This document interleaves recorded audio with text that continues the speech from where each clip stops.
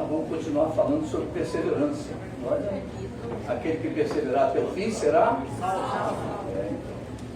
Romanos capítulo 3, é o texto.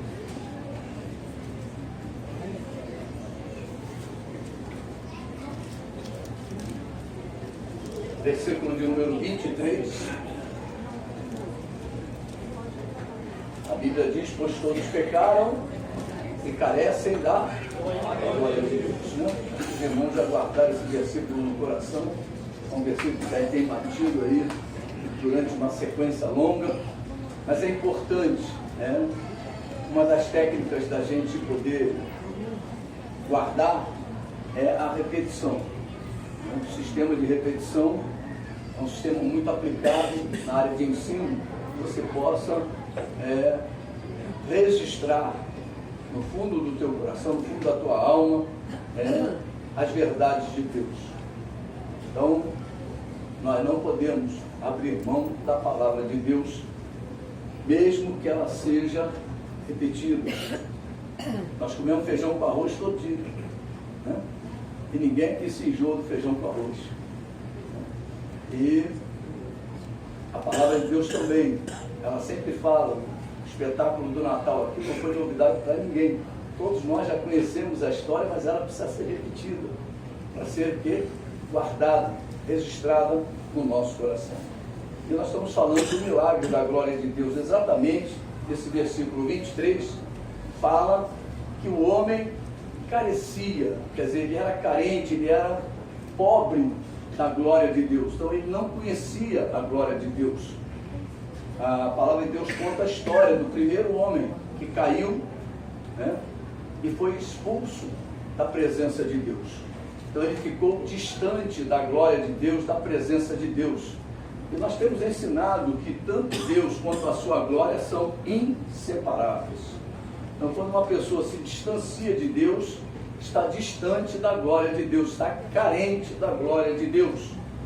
Mas eu quero dizer para você que em Cristo, esta carência se encerra. Né? Cristo veio do céu, Jesus veio do céu. A palavra de Deus diz que ele foi gerado pelo próprio Deus, foi gerado pelo Espírito de Deus. O grande milagre naquela virgem foi isso, né? O Altíssimo, o poder do Altíssimo te envolverá, e o ente santo que há de nascer, será chamado Filho de Deus, Emanuel, Jesus, né? Como foi hoje representado aqui. Então ele veio trazer a glória de Deus para a humanidade. Então o que eu posso dizer com isso? Que a glória de Deus está presente nesta terra. Está presente, isso é para glorificar mesmo, igreja, porque nós éramos pobres. A Bíblia diz que nós éramos miseráveis, né? Nós éramos carentes da glória de Deus, mas em Cristo nós somos ricos da glória de Deus, nós fomos enriquecidos. E quem é que ficou rico da glória de Deus? Quem aceitou essa glória, quem permitiu que essa glória entrasse em sua vida. Então, essa pessoa é a igreja do Senhor. Nós fomos enriquecidos da glória de Deus. Por quê? Porque permitimos. Um dia você disse: Jesus, entra na minha vida. E quando Jesus entra na vida do homem, como eu disse, a glória é inseparável, ele traz a presença da glória de Deus. Por isso nós somos ricos da glória de Deus. Este é o grande milagre. Por isso o tema que tem acompanhado essa sequência de mensagens é o milagre da glória de Deus. Muitas pessoas querem milagres de cura, querem milagres, né, de determinados tipos de enfrentamentos com demônios, são as libertações. Mas o maior milagre foi a glória de Deus vir até nós. O maior milagre foi o céu descer. O homem não tinha como subir. O homem morria e descia para as regiões inferiores. A palavra de Deus fala isso. Precisou alguém vir do céu para trazer a glória de Deus e nos livrar do inferno, nos livrar da condenação eterna. Amém, queridos? Amém. Hoje a glória de Deus está entre nós. E o que é que eu faço com essa riqueza que eu recebi de Deus? Eu era pobre. É mais ou menos a pessoa que era pobre, dura, que nem um coco, e ganhou na loteria, né?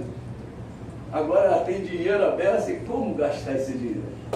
Se ela não tiver sabedoria, vai queimar aquilo tudo. Como muitos aí, que já ganharam, perderam tudo. Então nós precisamos da sabedoria de Deus para podermos administrar a riqueza da glória de Deus em nós. Então nós temos que pedir sabedoria a Deus. Então, a sabedoria é algo que Deus dá para que nós possamos conduzir a glória de Deus nesta terra. É o que nós temos procurado ensinar durante toda essa sequência de mensagem, é o que fazer com a presença da glória de Deus em nossas vidas. E hoje nós vamos continuar falando a respeito deste quinto degrau chamado perseverança. O primeiro degrau, nós já vimos, é a fé. O segundo é a virtude. O terceiro é o conhecimento. O quarto é o domínio próprio. E o quinto é a perseverança.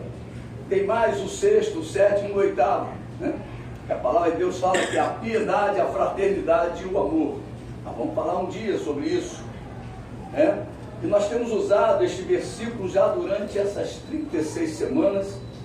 E hoje nós vamos continuar, como nós já lemos, esse versículo. E Deus tem nos mostrado que o seu nome e a sua glória são inseparáveis.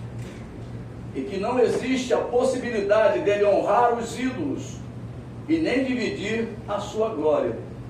Então, quando a igreja, nós olhamos para a igreja, nós não podemos ver uma igreja parada. Nós não podemos ver uma igreja como os ídolos são. Deus diz que Ele não divide a glória dele com esse tipo de situação. A Bíblia compara muitas vezes o homem ao ídolo.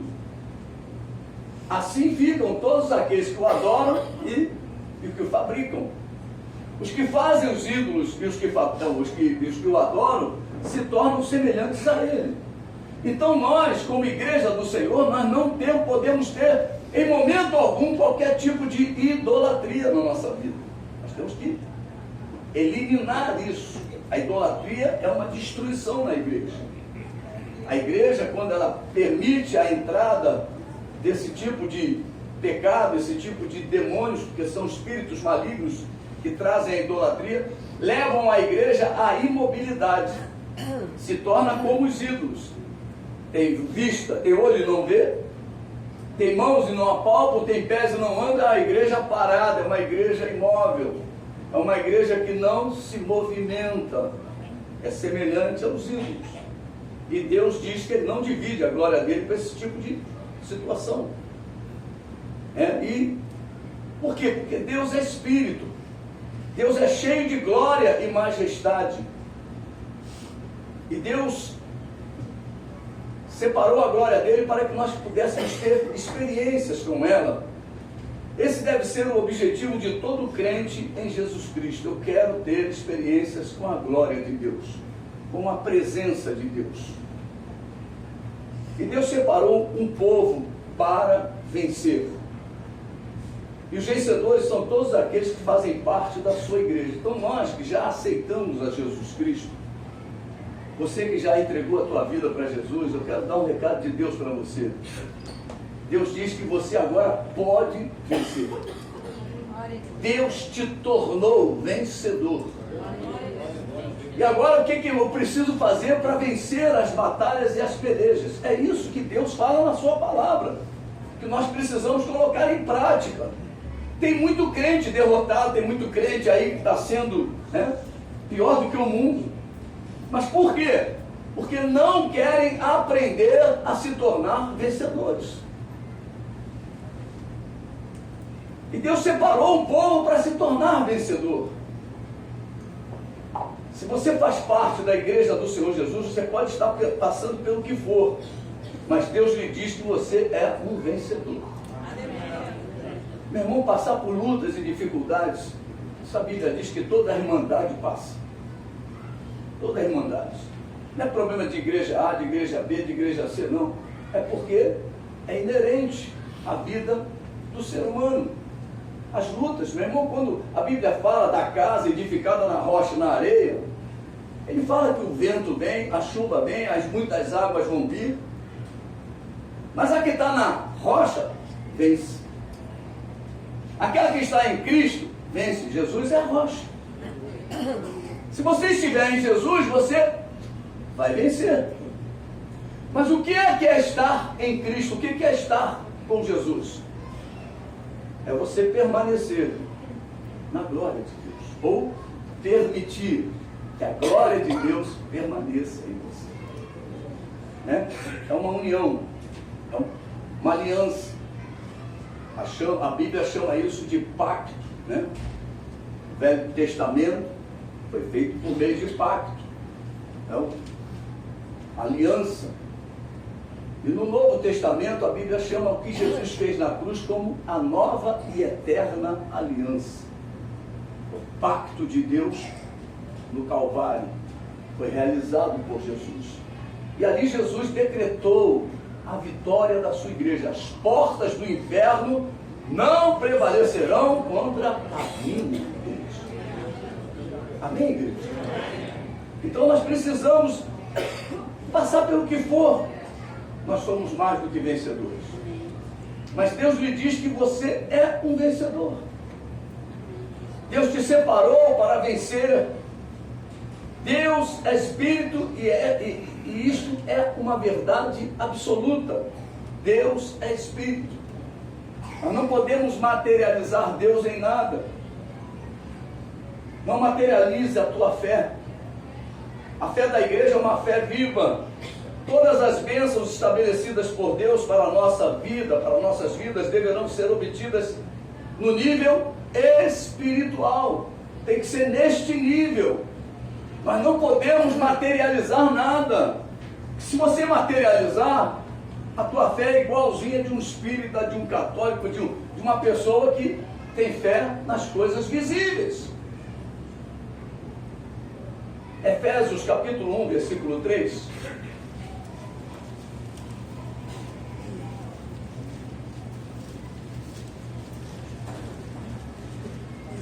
Diz assim: bendito Deus e Pai de nossos Senhores Jesus Cristo, que nos tem abençoado com toda sorte de bênção espiritual nas regiões celestiais em Cristo.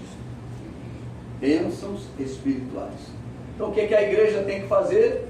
Materializar essas bênçãos. Esse é o papel da igreja. Tem alguém doente entre vós, chama os presbíteros, que os presbíteros façam oração, ungindo com óleo, e a oração da fé curará o enfermo. Isso é a fé, trazendo do mundo espiritual para o material. Você está com uma dificuldade, uma luta, bota o teu joelho no chão e vai materializar o quê? A tua vitória. Então as armas da nossa milícia não são carnais, mas poderosas em Deus.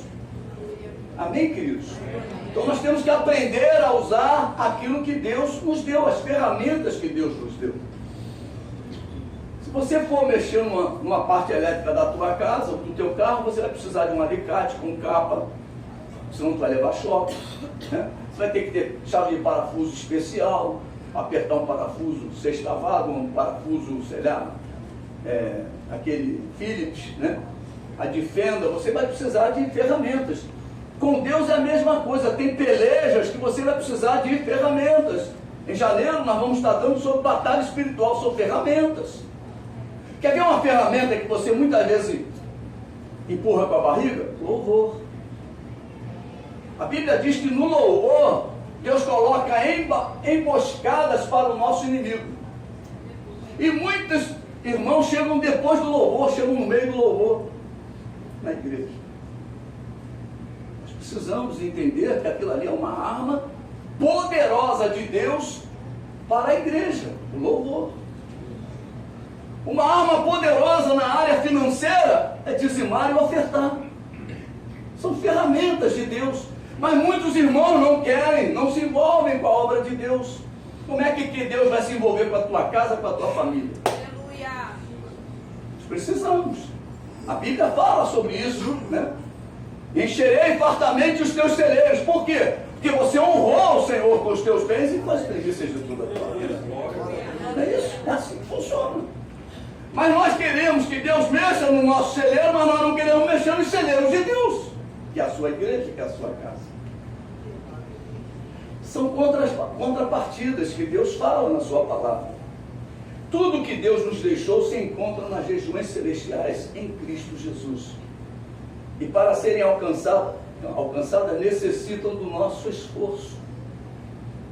Necessitamos buscar as bênçãos lá do alto, onde Cristo vive. Deus nos estimula a buscarmos as coisas do alto e não as daqui de baixo. Você quer bênção? Tem que buscar. Quem quer vitória, traz a arca, né? Tem incenso e vai por aí. Aquele hino, né? Como é que é o nome? No altar. Né?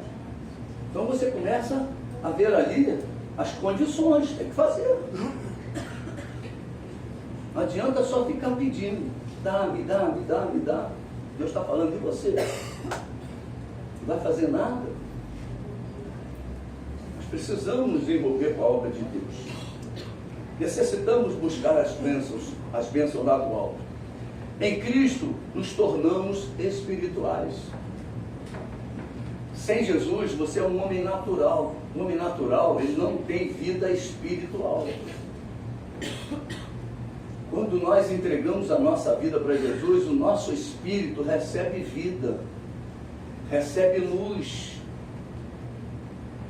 Isso quer dizer o seguinte: como Deus é espírito, todo relacionamento meu com Deus tem que ser na área do espírito.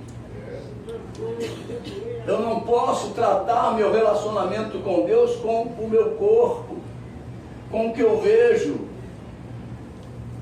Meu relacionamento com Deus é na área espiritual, porque Deus é espírito. Por favor, 2 varões aqui. Vem cá. Isso. Gostei. Parabéns pela atitude. Glória a Deus. Agora vem cá você. Corpo, alma e espírito. Enquanto eu não era crente, meu espírito estava assim, ó, sem vida. Jesus veio e me deu vida. Agora eu posso ter relacionamento com Deus, que é espírito. O meu relacionamento com Deus é nesse nível. Quem não tem Deus se relaciona com um ídolo. Aqui, rapaz, com o teu corpo, vai buscar aqui a Deus. Eu sou o ídolo. Me pede, rapaz. Me pede, rapaz. Nossa, me pede, rapaz. O que você quer? O ídolo não fala, o ídolo não faz nada. Mas se eu aqui, ó, buscar a Deus em espírito e em verdade, que é a palavra, eu recebo de Deus a vitória. Isso vai refletir em toda a minha história, em toda a minha vida. Então nós começamos a ver que Deus precisa, nós precisamos, como filhos de Deus, como igreja do Senhor, colocar em prática aquilo que Deus nos ensina. Nós recebemos de Deus a natureza divina. Que natureza é essa? A espiritual. Deus é espírito, agora eu tenho vida espiritual. Você pode levantar a tua mão direita aqui, ó. Você que já nasceu de novo, levante a tua mão direita e dê glória a Deus. Aleluia. Essa natureza nova é exatamente o novo nascimento. Você recebeu de Deus vida. Jacó, filho de Isaac, neto de Abraão, também é considerado o patriarca da fé cristã.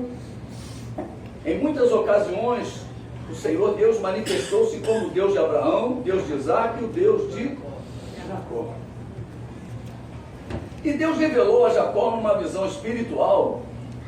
Olha, uma visão espiritual. Jacó estava dormindo, o corpo dele dormindo, mas o espírito ligado.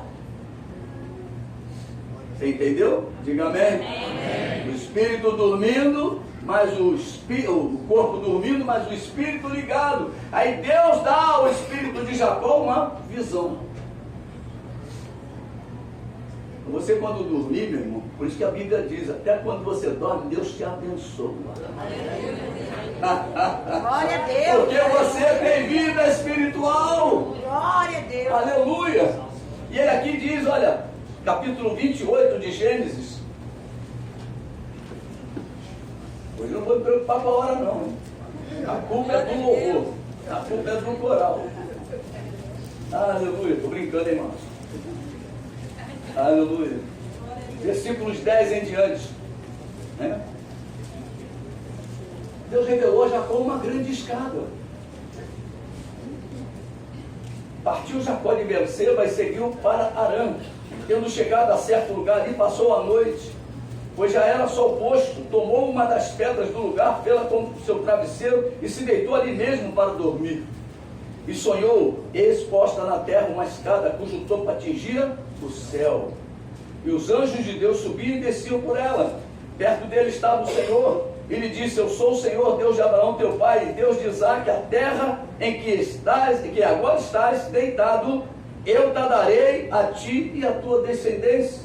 A tua descendência será como o pó da terra, estender-te-ás para o ocidente, para o oriente, para o norte e para o sul. Em ti e na tua descendência serão abençoadas todas as famílias da terra.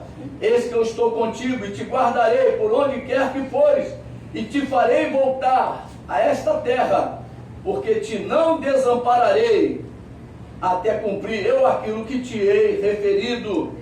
Despertado Jacó do sono, disse, na verdade o Senhor está neste lugar e eu não sabia. E temendo disse, quão temível este lugar, é a casa de Deus, a porta dos céus. Aleluia. Então Jacó viu a escada de Deus. As coisas de Deus são eternas. Guarda isso no teu coração, as coisas de Deus são eternas. A escada continua presente nos dias atuais. Jesus nos afirma que o reino de Deus é alcançado com esforço. Então se eu quero subir, eu preciso me esforçar e entrar nessa escada de Deus e subir os degraus propostos por Deus para a igreja. O apóstolo Paulo nos deixou registrado que devemos fazer morrer a nossa natureza terrena.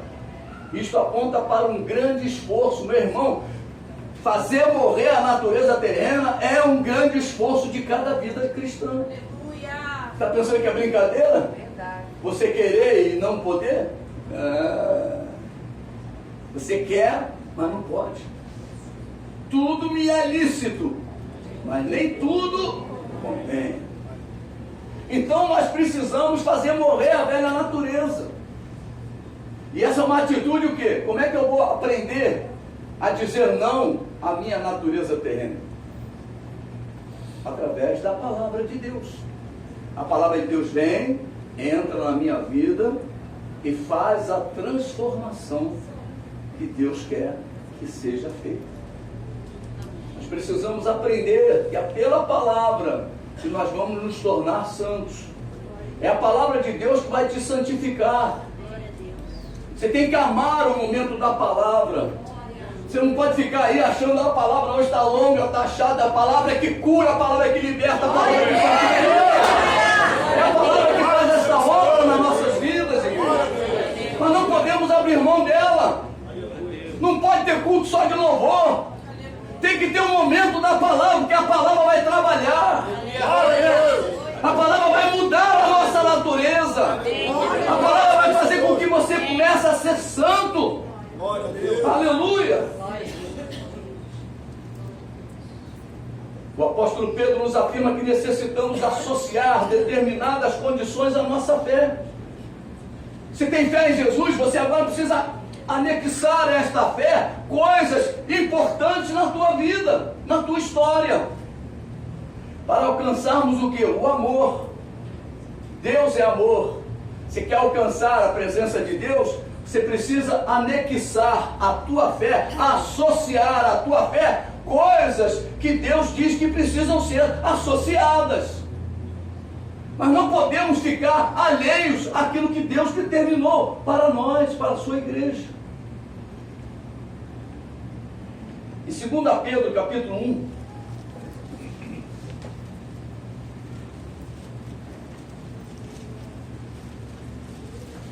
Aleluia. Vamos ver a Bíblia dando aleluia, igreja. Glória a Deus. Glorifica, é a palavra de Deus, meu irmão. Aleluia. Capítulo 1, versículo 5 a 7. Por isso mesmo, vós, reunindo toda a vossa diligência, quer dizer, todo o teu esforço, associai, olha aí, ó, junta aí, ó, com a tua fé, a virtude, com a virtude, o conhecimento, com o conhecimento, o domínio próprio, com o domínio próprio, a perseverança, com a perseverança, a piedade, com a piedade, a fraternidade, com a fraternidade, o amor. Repare bem que tem uma sequência. Não pense que o irmãozinho que se converteu hoje já é fraterno, não. Não é. Ele não é. Ele vai precisar o quê? Alcançar degraus. Você que aceitou Jesus, tem fé em Jesus Cristo, você agora tem que ter experiências com Deus. Tem que buscar experiências com Deus. É o batismo no Espírito Santo. Você precisa associar a tua fé à virtude de Deus, o poder de Deus. Aí, não. A palavra de Deus continua. Diz que você tem que associar agora o conhecimento. Você tem que vir à escola bíblica. Crente que não frequenta escola bíblica não tem domínio próprio, não tem perseverança, não consegue perseverar na obra de Deus. Entra para o coral e sai, entra para o exército mulher e sai, e vai para lá e vai para cá, entra no evangelismo, entra aí, não consegue perseverar em nada. Não consegue. São crentes de evento, eu falei isso aqui no domingo passado, são crentes de evento. Tem que ter um evento. Retiro dos jovens, vão lá para o retiro, falam em língua, vem de lá pegando fogo. Uma semana, poxa, acaba o fogo, acaba tudo. Não conseguem perseverar, porque não tem conhecimento. A perseverança tem que ter o conhecimento antes, tem que ter o domínio próprio antes, você tem que se dominar. Você tem que aprender a dominar a si mesmo. É uma dificuldade.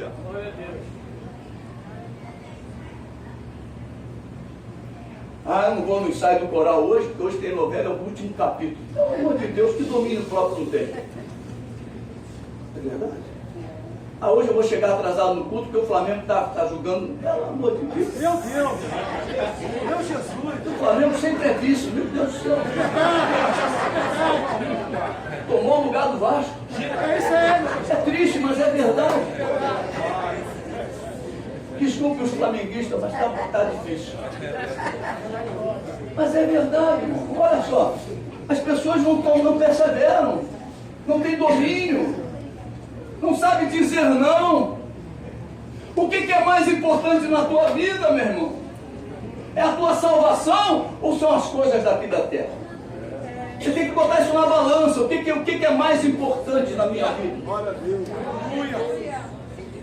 A Bíblia chama, quando você bota valores deste mundo como objetivo de vida, a Bíblia diz o seguinte: você está correndo atrás do vento. Mas bem-aventurado é aquele que, olha, escolhe a melhor parte. Aleluia. Escolhe a palavra, escolhe viver a Bíblia de Deus. Meu irmão, antes de Jesus entrar na minha vida, eu era sem Deus no mundo. Não tinha Deus, e nem você. Mas no momento em que você abriu a tua vida para entrar a Deus, meu irmão, agora você tem que colar com Ele, meu irmão. Ele é que tem a bênção, Ele é que tem a vitória, Ele é que te faz vencedor. Glória a Deus. Nós vamos falar muito nesta noite de escolha. Nós vamos falar muito nesta noite de escolha.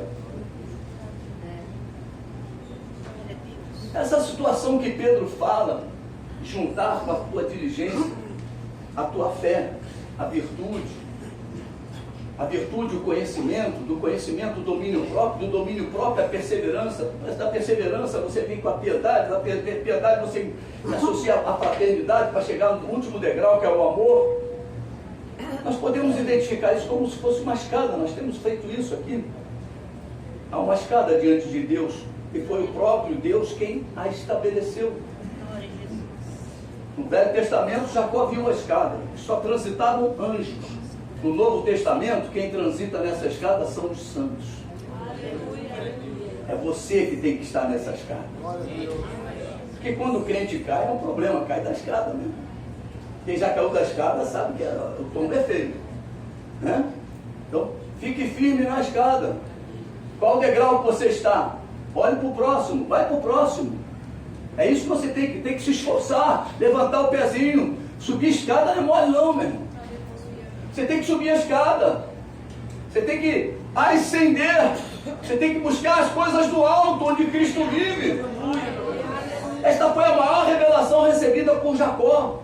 Está lá no versículo 17 de Gênesis 28, nós lemos. Deixa registrada a expressão de Jacó. E temendo disse: quão temível é este lugar! É a casa de Deus, a porta dos céus.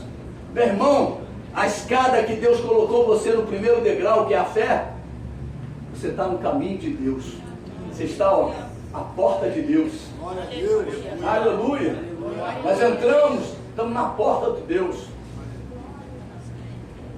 Hoje nós somos a casa de Deus.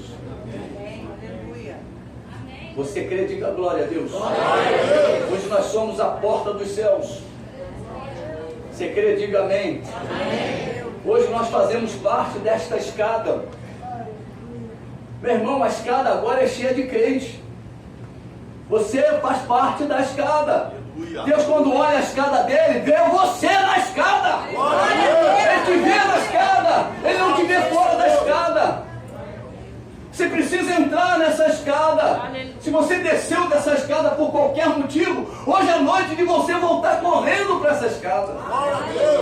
Aleluia. Você não pode mais viver fora da escada de Deus. Os crentes precisam ser conscientizados disto. Nós somos os porta-vozes de Deus nesta terra. Nós somos os seus profetas. Ó, meu irmão, você acha que você nunca profetizou? Uma vez eu me lembro, eu fui numa reunião lá na igreja que eu me converti, e o vaso falou, me chamou de profeta, disse que Deus me usava como profeta. Eu falei, eu nunca fui usado em profecia. Mas não é profecia que Deus está dizendo. Deus está dizendo que você é boca de Deus. Você pode dizer para a pessoa que está do lado, você é boca de Deus. Profeta é isso, é ser boca de Deus nesta terra. Eu custei a entender isso, porque eu vi os profetas profetizando, falando em línguas, entregando mistérios. Mas nós podemos pregar a palavra, nós podemos ser portadores da palavra de Deus. E é isso que Deus chama você de profeta. Aleluia. Aleluia. Aleluia. Nós somos os embaixadores de Deus. Nós somos seus representantes nesta terra. Nós somos a sua igreja, o seu corpo. Por isso o apóstolo Pedro nos afirma que devemos reunir esses detalhes todos. A nossa diligência, a fé, a virtude, o conhecimento, o domínio próprio, a perseverança e assim sucessivamente. São degraus que o crente deverá subir na sua vida espiritual. Tem gente que parou no degrau da fé e ficou assim, não, eu tenho fé, isso basta. Não basta não! Não basta não! Não queira ser um crente medíocre. Busque as coisas do alto, igreja. Deus mandou você reunir com toda a tua diligência, com todo o teu empenho, pegar a tua fé e unir a virtude. Busque a Deus enquanto você pode achar. Busque ao Senhor enquanto você pode achar. A Jacó Deus revelou a escada. A Paulo, a valorização da natureza espiritual. E a Pedro, as ações que devemos realizar para sermos ativos na obra de Deus. Meu irmão, se você não andar nessa escada, você não vai fazer nada para Deus. Você vai ser aquele crente que ninguém confia um trabalho. Ninguém vai confiar a você uma tarefa inconfiável. Porque a palavra de Deus diz que você vai se tornar infrutífero, olha, e inativo. Uma pessoa que não tem atividade. O inativo é aquela pessoa que tem, né? Para o trabalho, para a previdência, eu sou inativo. Ainda bem que é só para eles, porque Deus me vê ativo. Glória a Deus. Eu estou lá como aposentado, inativo. Mas eu lavo louça, eu passo pano de chão, eu saio com a minha esposa, dirijo para lá, dirijo para cá. Eu estou inativo? Não. Agora, se eu pegar aquela palavra da previdência para mim, eu vou morrer. Vou pegar um joguinho de dominó e vou para a praça. Vou ficar lá como fica um monte de gente. Ainda vai até de uniforme de dormir, cheio de bolinha. É triste, mas é verdade. As pessoas recebem uma palavra e colocam em prática. Mas a igreja não. A igreja é uma igreja ativa. Você é filho de Deus. Filho de Deus não se aposenta. Amém, queridos? Filho de Deus não se aposenta. Filho de Deus trabalha, tem trabalho. Olha, meu irmão, o tempo todo trabalhando para Jesus. Tu vai para o shopping, tu prega a palavra. Tem oportunidade no táxi, o motorista é desviado, prega para ele. Meu irmão, é assim que funciona a obra de Deus.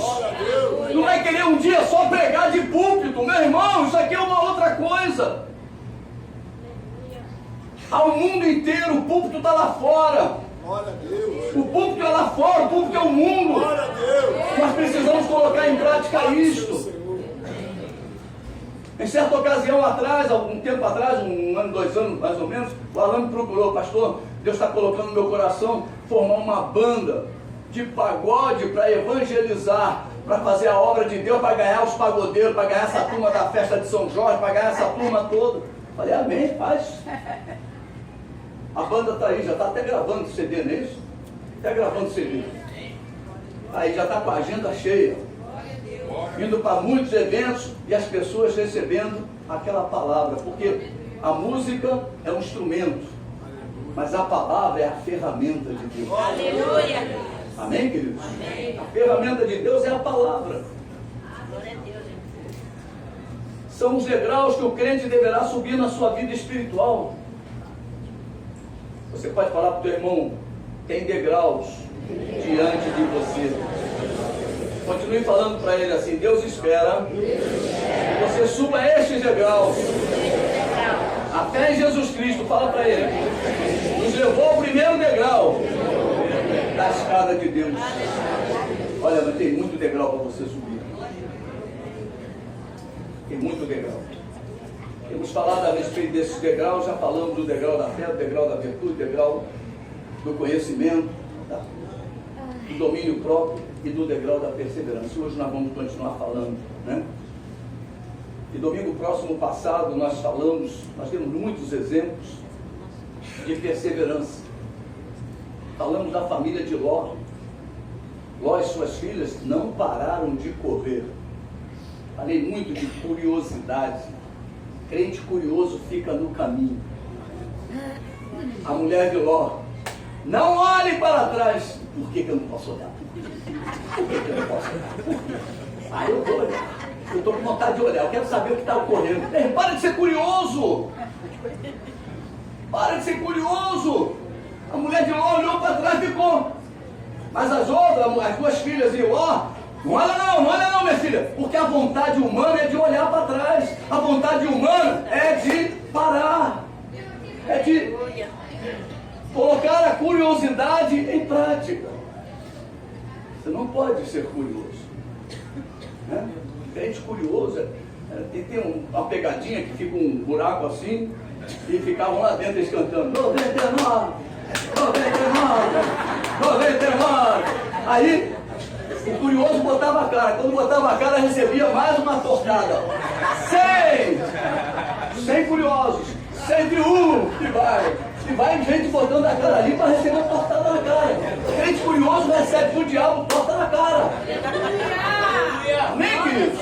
Nós precisamos ficar ligados. Abrir mão da curiosidade. Eu quero conhecer esse movimento. Para com isso, meu irmão. Deus não faz a obra dele por inovação. Deus é o Deus de renovação. Toda coisa que inova na igreja corre, meu irmão. Corre que é laço do diabo. É laço do diabo. Normalmente traz para dividir a igreja. Você vê que toda a novidade, essas inovações, dividem a igreja. Fazem confusão na obra de Deus. A palavra de Deus é a mesma. Jesus Cristo é o mesmo ontem, hoje será eternamente. Aquele que acrescentar uma vírgula, um tio, a palavra, meu irmão, será achado mentiroso.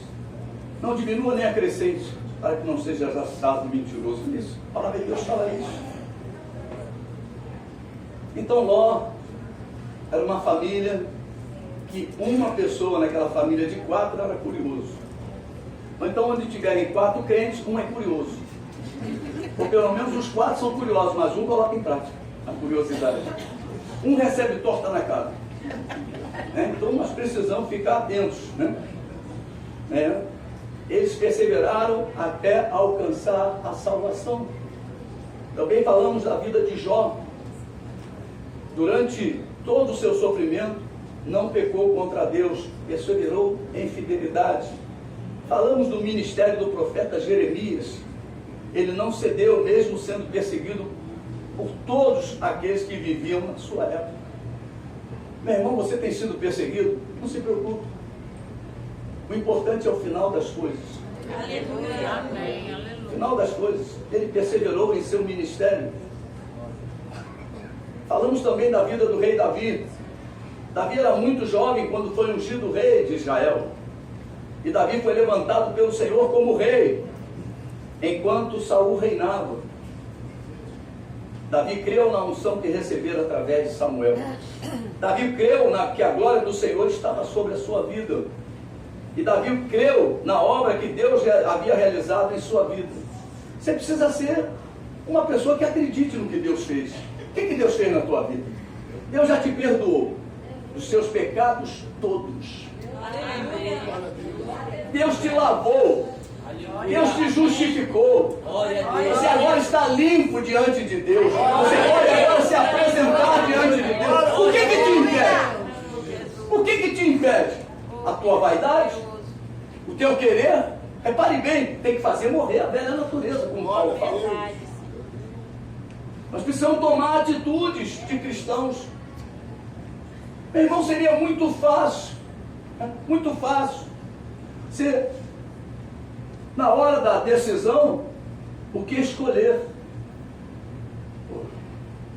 Vou para Gramado, ou vou pregar domingo que vem? No domingo que vem eu escalo um bando. Se eu tenho poder para escalar, eu escalo antes, escala a Fernanda. Eu quero é rosetar. Não pode ser assim. Cada um, filho de Deus, tem uma responsabilidade. As responsabilidades não podem ser delegadas. O que Deus pediu para que eu faça, sou eu que tenho que fazer. Aleluia.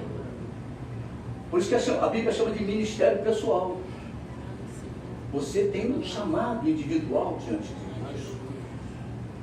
Você tem um chamado especial diante de Deus. A sua vida não é o ministério do outro. Você se lembra de Davi com Saul? O que Davi sabia fazer? Rodar a funda dele e jogar no testão do Golias, né? Aí Saul faz o que com ele? Enfia nele a armadura dele. Davi estava com a armadura do rei, mas não era o seu ministério. Ele não conseguia nem se mexer. Então ele fala: Saul, me tira daqui, deixa que eu vou enfrentar ele com as armas que Deus me deu. Deus já te deu armas poderosas. Você não precisa enfrentar o gigante como se fosse o teu pastor, não. Você mesmo tem autoridade espiritual. Glória a Deus. Isso é a coisa mais linda da palavra de Deus. Deus olha a igreja e vê a igreja como reinos e sacerdotes. Reinos e sacerdotes. Mas Deus tem funções específicas que Ele vai pescar dentro dos reinos e sacerdotes. Ó. Alguém para fazer alguma coisa. Então eu vou chamar essa pessoa para dirigir o louvor. Ela vai ser dirigente de louvor. Vou chamar esse aqui para tocar teclado. Esse aqui vai tocar teclado. Esse aqui vai ser apoio de voz. Esse aqui vai ser apoio de voz. A pessoa está ali, mas está de olho no ministério do outro. eu ali faria meu bem. Pelo amor de Deus. Eu ali faria coisas melhores, pelo amor de Deus. Faz o teu papel. Ser fiel no pouco e sobre o muito. Se quer alcançar coisas grandes, seja fiel naquilo que Deus te deu para fazer. Amém, queridos? Você conhece o final da história de Davi, né? E através da vida, Davi pôde lutar. Davi pôde perseverar para alcançar a promessa de um dia poder habitar no palácio. Pois aquele que havia feito a promessa era fiel para cumprir. E o final da vida de Davi, ele conquistou o trono prometido pelo Senhor. Deus quer que venhamos a conquistar aquilo que Ele preparou para nós. O Senhor foi preparar morada para os seus filhos. João 14, né? Assistiu hoje, teve uma revelação, né? João 14 está aqui. Deus falou com ela sobre João 14. Né? Diz assim, os versículos 1 a 6. Não se turbe o vosso coração, credes em Deus, credes também em mim. Na casa de meu pai há muitas moradas, se assim não for, eu não teria dito. Pois vou preparar-vos lugar, e quando eu for e vos preparar lugar, voltarei e vos receberei para mim mesmo, para que onde eu estou, estejais vós também. E vós sabeis o caminho para onde eu vou. Disse-lhe Tomé, Senhor, não sabemos para onde vais. Como saber o caminho? Respondeu-lhe Jesus, eu sou o caminho, e a verdade, e a vida. Ninguém vem ao Pai, senão por mim. Aleluia. Você conhece a história de Ruth? Ruth tomou uma decisão de buscar as coisas do alto. Isso eu falei de escolha. Ruth tomou a decisão de buscar as coisas do alto. Ela disse para a sua sogra, onde quer que fores, irei eu. E onde quer que pousares, ali pousarei eu. O teu povo é o meu povo. O teu Deus é o meu Deus.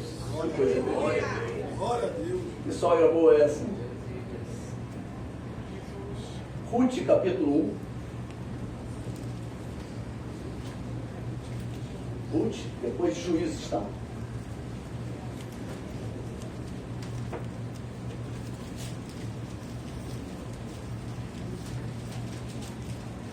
Vamos nesse texto. Esse texto fala muito de escolha, tá? E quando você escolhe o caminho certo, faz as melhores escolhas, você escolhe a vida e não a morte, escolhe a bênção e não a maldição, você consegue ter um final fantástico, né? Diz assim a palavra de Deus, nos dias em que julgavam os juízes, houve fome na terra. E um homem de Belém de Judá saiu a habitar na terra de Moabe, com sua mulher e seus 2 filhos. Este homem se chamava Elimeleque, e sua mulher Noemi. Os filhos se chamavam Malom e Quilion. Efrateus de Belém de Judá vieram à terra de Moabe e ficaram ali. Morreu Elimeleque, marido de Noemi, ficou ela com seus 2 filhos, os quais casaram com mulheres moabitas. Era o nome de uma Orfa e o nome da outra Ruth, e ficaram ali quase 10 anos. Morreram também ambos, Malom e Quilion, ficando assim a mulher desamparada de seus 2 filhos e de seu marido. Então se dispôs ela com as suas noras e voltou da terra de Moabe, porquanto nesta ouviu que o Senhor se lembrara do seu povo, dando-lhe pão. Saiu, pois, ela com as suas 2 noras do lugar onde estivera, e indo elas caminhando de volta para a terra de Judá, disse-lhes Noemi, ide, voltai cada uma à casa de sua mãe, e o Senhor use convosco de benevolência, como vós usaste com os que morreram e comigo. O Senhor vos dê que sejais felizes, cada uma em casa de seu marido, e beijou-as. Elas, porém, choraram em alta voz, e lhe disseram, não, iremos contigo ao teu povo. Porém Noemi disse, voltai, minhas filhas, por que irias comigo? Tenho eu ainda no ventre filhos, para que vos sejam por maridos? Tornai, filhas minhas, ide-vos embora, porque sou velha demais para ter marido. Ainda quando eu dissesse, tenho esperança, ou ainda que esta noite tivesse marido e houvesse filhos, esperá-los-eis até que viessem a ser grandes? Abster-vos-iam de tomar de marido? Não, filhas minhas, porque por vossa causa a mim me amarga o ter o Senhor descarregado contra mim a sua mão. Então de novo choraram em voz alta. Orfa, com um beijo, se despediu de sua sogra. Porém Ruth se apegou a ela. Disse Noemi, eis que tua cunhada voltou ao seu povo e aos seus deuses. Também tu volta após a tua cunhada. Disse porém Ruth, não me instes para que te deixe e me obrigue a não seguir-te, porque onde quer que fores, irei eu, e onde quer que pousares, ali pousarei eu. O teu povo é o meu povo, e o teu Deus é o meu Deus. Onde quer que morreres, morrerei eu, e aí serei sepultada. Faça-me o Senhor o que bem lhe aprouver, se outra coisa que não seja a morte me separar de ti. Versículo 18, vendo pois Noemi que de todo estava resolvida a acompanhá-la, deixou de insistir com ela. Aleluia. Que texto lindo, né? Ruth tinha tudo para não querer o Deus de Noemi. Noemi era casada com Elimeleque, tiveram 2 filhos, Malom e Quilion. Eles habitavam em Belém de Judá, mas por causa da desobediência do povo, Deus cerrou o céu e cessaram as chuvas. Uma grande fome e uma grande seca se abateram sobre aquela terra. E diante das circunstâncias, aquela família tomou a decisão de ir para a terra de Moabe. Eles abandonaram a terra abençoada pelo Senhor Deus e foram para uma outra terra, uma terra que não tinha a bênção do Senhor. E muitas vezes, igreja, tomamos decisões precipitadas e colhemos sofrimento para toda a nossa família. Deixamos de vir à igreja por qualquer motivo, exatamente o local que Deus estabeleceu para nos abençoar. Você sabe onde Deus vai te abençoar? Na casa dele. É aqui que nós somos abençoados. E o que o diabo faz quando uma pessoa tem alguma dificuldade? Afasta ela da casa do Senhor. E a igreja tem que ir até aquela vida. A equipe de busca e salvamento tem que ir. Porque aquela vida está correndo grande risco. Ela se afastou do local onde Deus estabeleceu a sua bênção. Belém é chamada casa de pão. É o local onde Deus abençoava. Mas pela desobediência, Deus cerrou o céu. E aquele povo, o que aconteceu com aquele povo? Ficou desorientado. A crise não desorienta o povo brasileiro, está todo mundo desorientado. Tem gente aí se matando, tem gente aí... O nível de suicídio no Brasil é absurdo. Muita gente se matando, muita gente atormentada. Dá uma fechada no trânsito para tu ver a confusão que não dá. O jeito sai, alucinado. Pastor Wanderson, ele ontem veio, ele esteve aqui conosco na confraternização pastoral. O pastor Wanderson da nossa igreja em Bacaxá, e ele veio com a esposa para a nossa confraternização na sexta-feira, e no sábado ele foi jogador do Fluminense, do time campeão de 1989, da Copa São Paulo de julho, e estava havendo uma confraternização lá no Fluminense de todos os jogadores da década de 80. E ele foi convidado, eu aí levei ele lá e deixei ele lá. Para ele voltar, ele teve que pegar, olha só, um ônibus até a rodoviária, outro ônibus até o Gardênio, e o Gardênio um Uber, até lá em casa. Ele disse que o primeiro ônibus que ele pegou para até a rodoviária, ele disse que o motorista estava louco, o motorista estava enlouquecido. Bateu várias vezes em outros carros, enfrentou outros motoristas, ele disse que foi uma loucura. As pessoas estão atormentadas, as pessoas estão Então o nosso papel qual é? Não discute. Sim, senhor, bateu, sim, senhor, o senhor tem razão, tá? Ou o senhor tem seguro? Dá razão a ele, mas sai perguntando o que você quer saber. Né? Eu saí daqui de um culto dominical, a família, chegou ali em frente ao CCA antigo, não sei se ainda existe, o CCA ali, Edgar Werneck, ali pertinho da Edgar Werneck, uma bêbada, pegou o carro por trás, eu e um táxi, foi para cima da calçada, parou e ficou lá. Eu cheguei para ela e aí, filho? Briguei com meu marido. Eu falei, Jesus. Aí daqui a pouco chega o Paulinho. Tem que ligar, meteu a mão na chave do carro dela, não deixou. Tem que ligar para a polícia. E eu só assim, Senhor, o Senhor me libertou disso. Eu bebia e dirigia assim. Naquele tempo não tinha lei seca, não tinha. Mas eu bebia muito e dirigia alcoolizado. Falei, Senhor, eu não posso julgar essa pessoa. Eu tenho que pregar para ela. Bom, ela tinha brigado com o marido. Aí oramos ali, pedimos a Deus para a vida dela e tal. Ela chamou o marido chegou lá, daqui a pouquinho, estavam os dois, pregamos para os dois, estavam os dois de beijinho e abraço.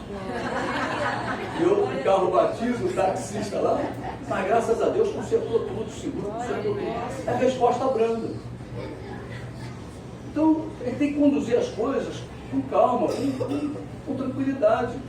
Há dificuldades, o mundo está muito difícil, tá? Mas cabe a nós que temos o Espírito Santo conduzir o mundo de uma forma tranquila. Aquela família, meu irmão, estava passando uma luta tremenda. Parou de chover, parou a colheita, não tinha mais fome. O que eles foram? Para uma terra amaldiçoada, que não tinha a bênção de Deus. Ali Deus ia tratar do povo, e quando Deus trata do povo, o milagre acontece. Se você deixar Deus tratar a tua vida, o milagre acontece. Então Deus tratou aquele povo em Belém, e imediatamente fez chover. As plantas começaram a dar o que tinham que dar. Aquilo que o homem semear, ele colherá. Então eles começaram a plantar e começaram a colher. E lá, a desgraça, morreu o marido, morreu o filho, morreu o outro filho. Foram para uma terra com problema. Aonde Deus te colocou? Aonde Deus te colocou? Onde Deus te plantou? Só sai de lá, meu irmão, se Deus pegar você e tirar. É verdade. Não tenta se arrancar, não. E vai saindo. Se Deus te plantou, só Ele pode tirar. Só Ele pode tirar. Porque é onde Deus disse que ia tratar a tua vida. Se esse tempo já passou, é Ele que vai te tirar e vai te levar para um outro lugar para você ser tratado adequadamente. Mas muitas pessoas estão tomando a atitude de Abimeleque.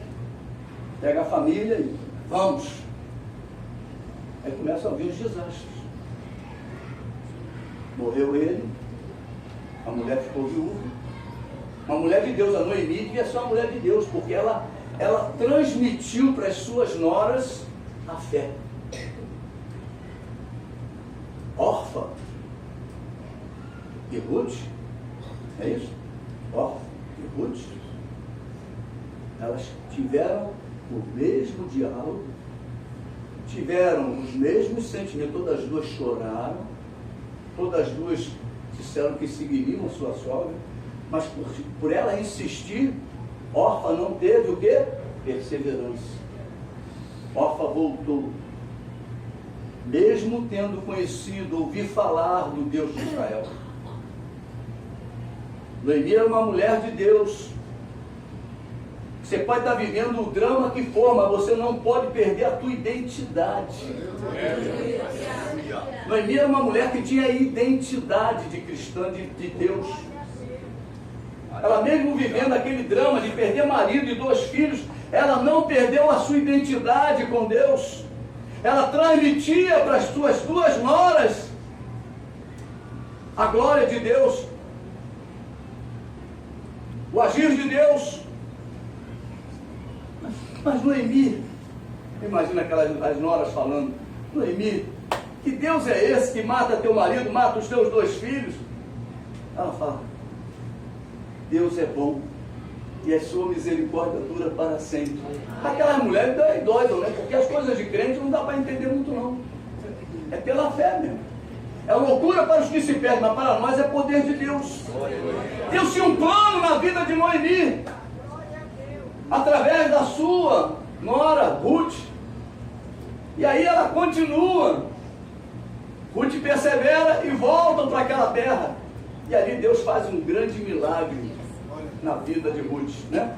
Diante daquelas circunstâncias, aquela família tomou a decisão de ir para a terra de Moabe. Eles abandonaram a terra abençoada pelo Senhor e foram para uma terra que não tinha bênção de Deus. Muitas vezes tomamos decisões desse tipo, precipitadas, e colhemos sofrimento para toda a nossa família. Deixamos de vir à igreja por qualquer motivo, exatamente o local que Deus estabeleceu para nos abençoar. Está faltando bênção na tua vida? Mas é aqui que Deus opera. Está faltando alguma coisa na tua vida? É aqui que Deus vai completar, aqui que Deus vai te dar. É aqui na casa dele. É aqui que Deus abençoa. É aqui que Deus supre. Aquela família andou por vistas, e não deixou o Senhor os guiar. Ela olhou, que nem Ló, né? Olhou para as campinas e falou, Abraão, eu vou para lá. Vai para lá que vai cair fogo lá, meu irmão. Eu vou para cá, porque aqui Deus vai me ajudar aqui, eu vou abrir poço e Deus vai me dar vitória. Mas lá vai chover fogo, meu irmão.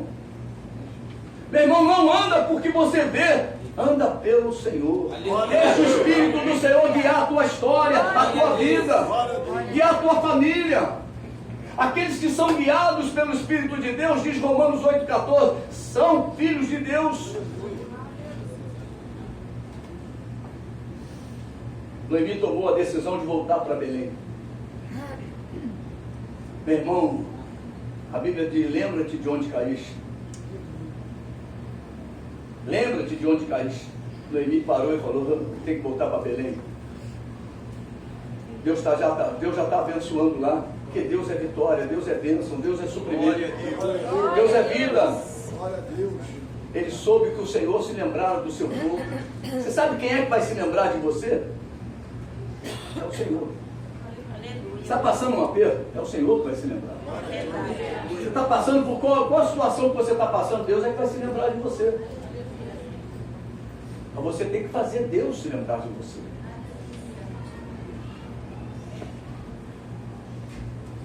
E aquele povo fez Deus se lembrar dele, por quê? Porque aquele povo se arrependeu.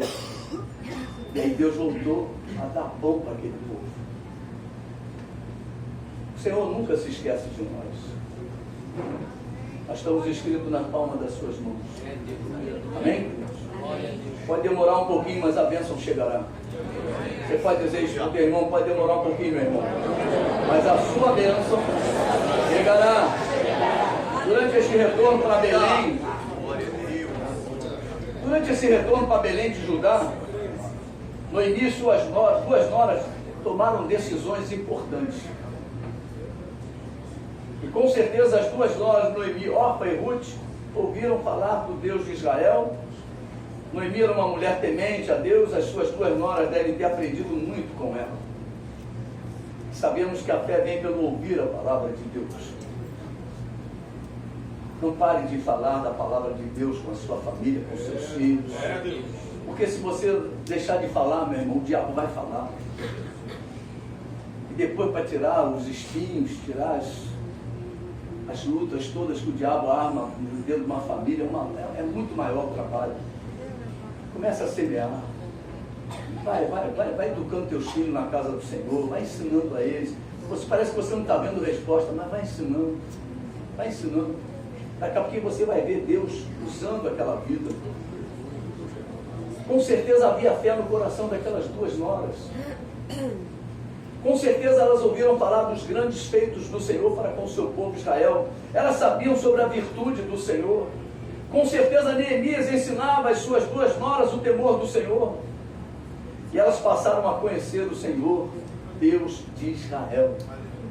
Mas chegou a hora de tomar a decisão. Você conhece o Senhor da tua vida, Mas chega horas que você tem que tomar decisões. Aleluia, glória a Deus. Vou no embalo ou não vou no embalo? Acompanho as coleguinhas do colégio ou não acompanho? Chega a hora. Abandono as companhias do mundo ou não? Tem que tomar decisão. São decisões que você tem que tomar, meu irmão. As más conversações corrompem os bons costumes. Se você continuar com esse tipo de comunicação, o teu bom costume vai se degradar. Vai começar a corromper a tua vida. Aleluia, Oh, aleluia.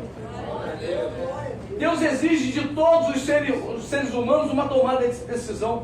E Deus hoje está esperando a sua decisão. glória a Deus. É sempre muito difícil tomar uma decisão. Eu me lembro quando eu ainda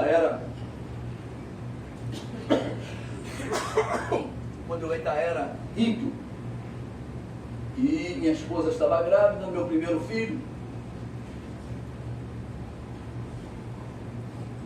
e ele se antecipou e nasceu com 7 meses.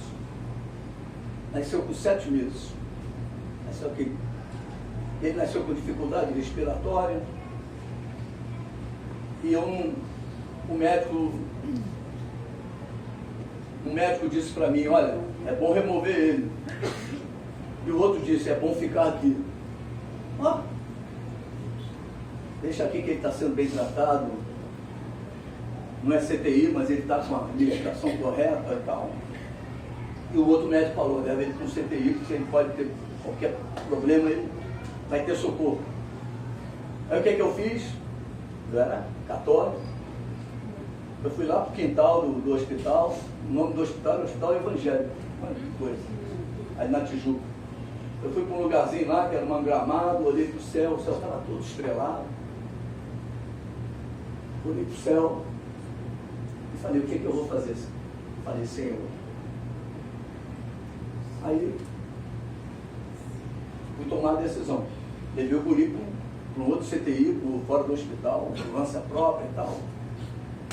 No dia seguinte de manhã o garoto morreu. Mas eu tinha que tomar a decisão. Se ele fica e morre, eu vou dizer, por que eu não levei? Se eu levo e morre, por que eu levei? Irmão, eu não posso carregar esse peso. Esse peso não é meu. Você tomou uma decisão? Se foi em Deus, meu irmão, a melhor decisão possível. Se não foi em Deus, se Deus não deu ainda a resposta, você tem que tomar a decisão, toma a decisão mais sensata. A mais sensata. Coloque a tua sensatez. Tem pessoas que sabem que é pecado e ficam, Deus, eu vou ou não vou? Não, você já sabe que é pecado. Seja sensato. Seja sensato.